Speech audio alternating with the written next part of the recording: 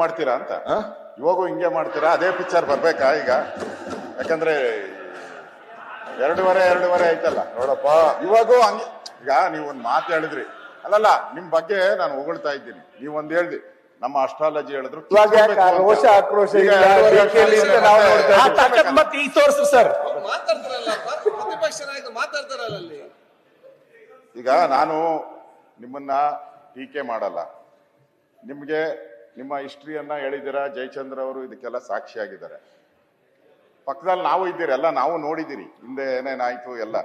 ನಿಮ್ ಟಿಕೆಟ್ ತಪ್ಪಿದಾಗ ಮೊದಲನೇ ಬಾರಿ ಎಲ್ಲ ಹೇಳಿದ್ದೀರಾ. ಈಗ ಮತ್ತೆ ಎಸ್.ಎಂ. ಕೃಷ್ಣ ಅವ್ರ ಬಗ್ಗೆನೂ ಮಾತಾಡಿದ್ದೀರಾ. ನಾನು ಇವತ್ತು ಹೇಳ್ತೀನಿ, ಅವರಿಂದ ನಿಮ್ಗೆ ಒಂದು ಒಳ್ಳೇದಾಗಿದೆ, ಪ್ರಶ್ನೆನೇ ಇಲ್ಲ. ಸೊ ತಾವು ಒಂದ್ ಮಾತು ಹೇಳಿದ್ದೀರಾ, ಕಿತ್ಕೊಬೇಕು ಅನ್ನೋದು, ಒದ್ದು ಕಿತ್ಕೊಬೇಕು ಅಂತ. ಅಂದ್ರೆ ಪಾಠ ಇಲ್ಲಿರೋರ್ಗೆಲ್ಲ ಅದೇ ಪಾಠನ, ಇಲ್ಲಿರೋರ್ಗೆಲ್ಲ ಅದೇ ಪಾಠನ ಒದ್ದು. ಈಗ ನೀವ್ ಯಾವಾಗ ಒದ್ದು ಕಿತ್ಕಂತೀರ ಆ ಪದವಿನ, ಮುಖ್ಯಮಂತ್ರಿ ಪದವಿನ ನೀವೇ ಹೇಳಿದ್ರೆ, ಯಾವಾಗ ಒದ್ದು ಕಿತ್ಕಂತೀರ? ಯಾವಾಗ ಮುಹೂರ್ತ ಫಿಕ್ಸ್ ಮಾಡಿದ್ದಾರೆ? ನಿಮ್ಮ ಜ್ಯೋತಿಷ್ಯರು ನಿಮ್ಗೆ ಒದ್ದು ಕಿತ್ಕೊಬೇಕು ಅಂತ ಹೇಳಿದ್ದಾರೆ. ನನಗಿರೋ ಪ್ರಕಾರ, ನನಗೂ ನೀವೆಲ್ಲಿ ಹೋಗ್ತೀರಾ ನನಗೂ ಗೊತ್ತಿದೆ, ನೀವೆಲ್ಲಿ ಹೋಗ್ತೀರಾ ಅದು ಗೊತ್ತಿದೆ ನನಗೆ ಅವ್ರು ಹೇಳಿದ್ರು.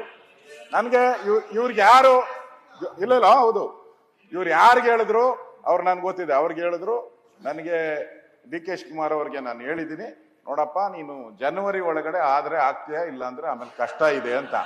ಅದಕ್ಕೆ ಯಾವಾಗ ಒದ್ ಕಿತ್ಕೊಂತೀರಾ? ಜನವರಿ ಒಳಗಡೆ ಒದ್ ಕಿತ್ಕೊಂತೀರೋ, ಆಮೇಲೆ ಇವ್ರ ಗ್ರಹಗತಿ ಸರಿ ಇಲ್ಲ, ಗ್ರಹಗತಿ ಸರಿ ಇಲ್ಲ. ನಾನು ಹೇಳ್ತಾ ಇದ್ದೀನಿ ಜನವರಿ ಒಳಗಡೆ ಆಗುತ್ತೆ. ಅದಕ್ಕೆ ಆದಷ್ಟು ಬೇಗ ನಿಮ್ಮ ಛಲ, ಆ ರೋಷ ವೇಷ ಎಲ್ಲ ತೋರಿಸಿ ಬೇಗ ಕಿತ್ಕೊಳ್ಳಿ.